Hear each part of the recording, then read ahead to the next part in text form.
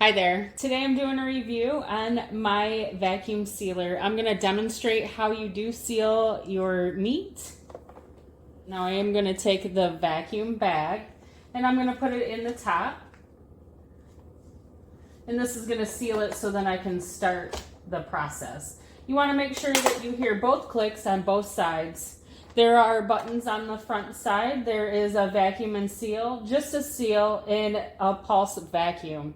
I'm going to press vacuum. I'm just going to press seal on this one. And it takes a few minutes. It will shut off all by itself.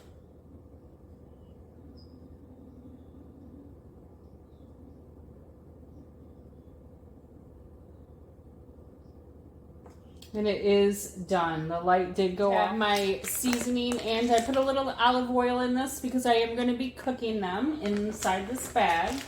It cuts the cooking time astronomically.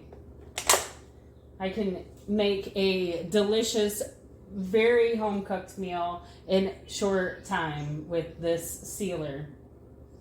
It also helps me save money on meat when I buy it in bulk. A little bit of olive oil. I love cooking my ribs and other meats that take forever to cook. If you put them in this vacuum sealed bag, and then you can use a sous vide in way, it will make it so much easier. Or if you're marinating steaks or marinating a meat, to put it in here, it will make it so much more tender. All in all, this vacuum sealer is a great buy, and I do suggest it.